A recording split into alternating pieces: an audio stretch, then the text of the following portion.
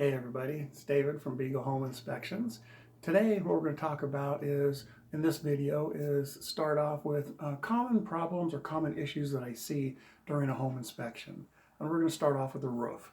And as you know, water is the worst enemy of a house. And your roof is one of the primary defenses against getting that water away from the house and not letting it inside of it. And your roof is not only made up of just the shingles or the clay tiles or the metal or wood or anything like that. It's actually a system of 4 different components. The first one obviously is the covering, the shingles. Secondly is the flashings and the trim, the drip edges. And the third part is the penetrations, what is going through that roof, like vents and skylights and those kinds of things. And the last part is the drainage. How is the roof designed to get water off of it, and the drainage system to get it away from the house? So that's what we're going to be talking about in this video. And like I said, I'm going to break it up into those 4 parts. We'll go through each one, talk about what the common problems that I see in each one. So if you're all ready, let's get started. Okay, so the first roof system we're going to talk about is the covering. It's the largest and obviously the most important. That includes shingles, wood shakes, metal roofs, clay tiles, cement tiles, whatever you happen to have on the top of your roof. One of the first things I do when I get up to a roof is look at, get an angle that I can look at a big portion of the roof kind of from the side, low down, and look at it, kind of like what you're seeing now.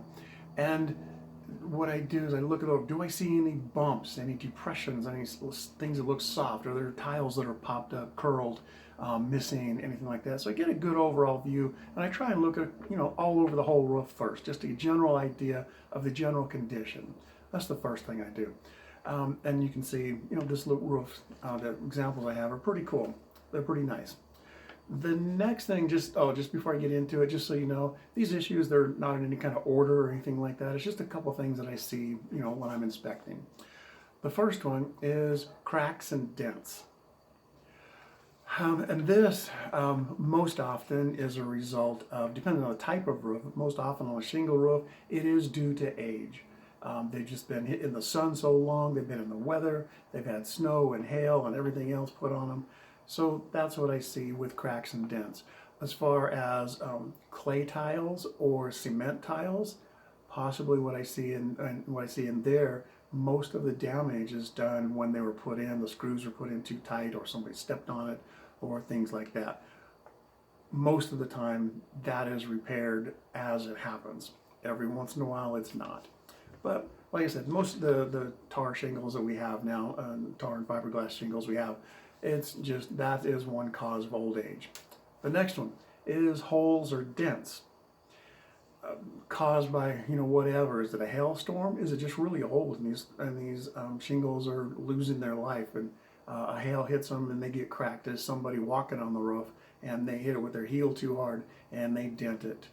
So that's the other thing that I see. One thing about it, can you repair this? A lot of them you can, but remember, like in the picture, what it is, that's a Band-Aid on there. Band-Aids are not permanent, so eventually they're going to fall off, eventually it's going to leak. So you need to make sure that the Band-Aid you put on, you keep track of it, so eventually start saving up, you're going to have to replace the roof if there are too many Band-Aids on it. The next one is nail pops.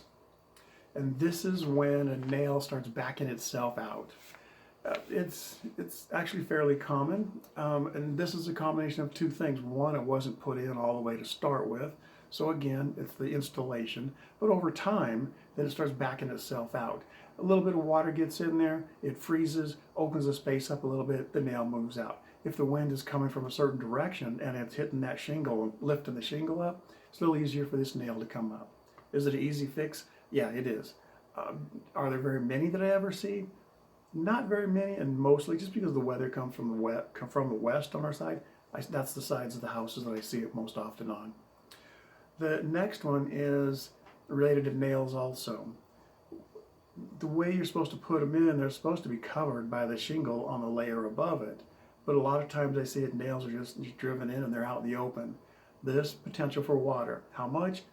A little tiny bit, but a little tiny bit in a number of places, it can add up to a lot. And it can also, like I said, with the freeze-thaw cycle, water gets under there, pulls the nail out just a little bit, then you have more of an issue with it.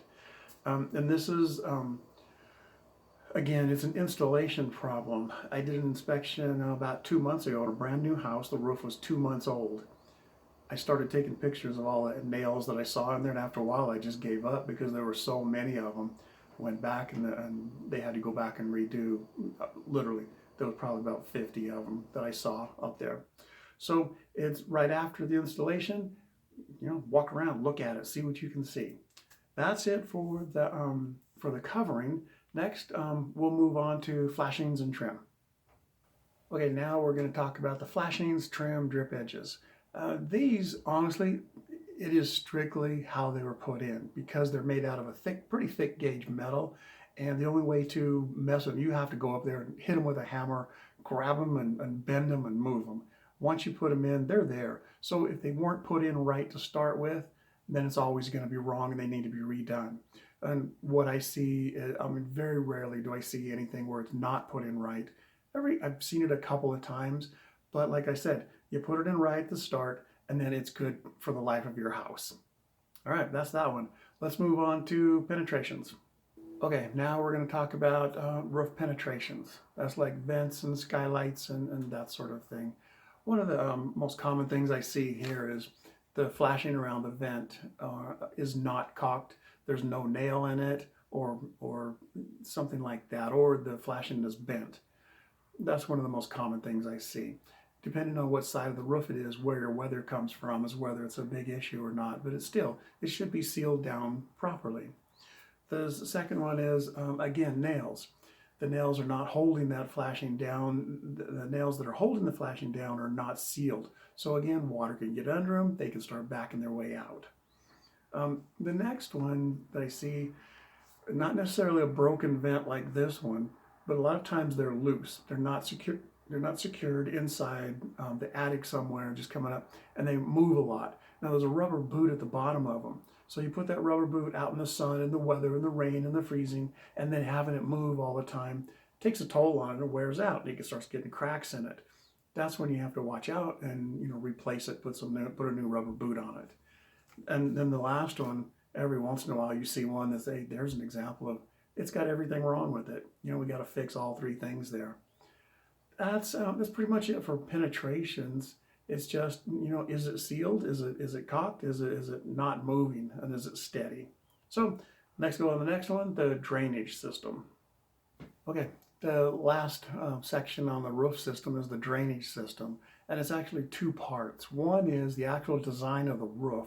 How is it designed to make water go away from the roof and into the gutter system? And then the gutter system, how is it designed to take the water from the roof to get it off of there and away from the house and not be over flooded or overburdened?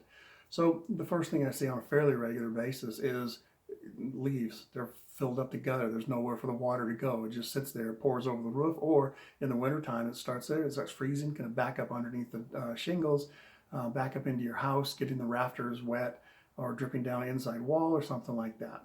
So leaf-filled gutters is one of the most common things that I see. The next one is standing water.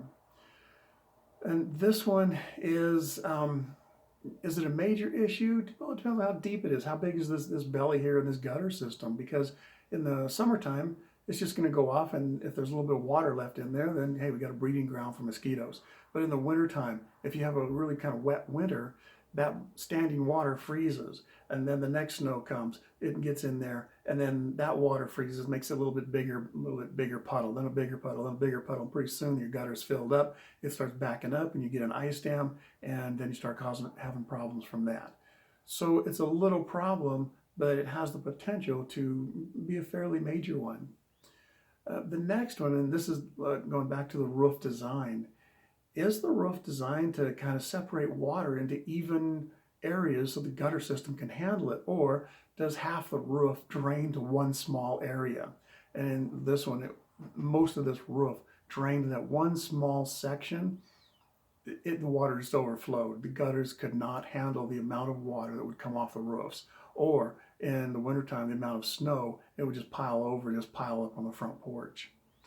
And the last one is, okay, we got the shedded off the covering into the gutters. Now the gutters need to take it away from the building.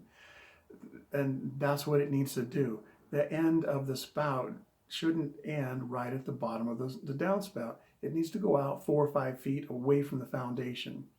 And if you aren't going to have a tube that takes it that far, you're going to put it on a splash guard. Make sure you put it on the splash guard, not next to it for a decorative item. All right, so that's it. I hope this helped you out a little bit. Just kind of some ideas of what I see. Nothing really major, small problems, but they have the potential to be bigger problems. And like I said, most of the problems that I see on roofs are from the installation, not necessarily from aging. Because you do it right the first time, it'll last for a really long time. So I hope you enjoyed this video, and I look forward to seeing you next time. We'll do another one of these, and we'll pick a system of the house and go through it. So until then, be safe, have some fun, and I'll see you next time.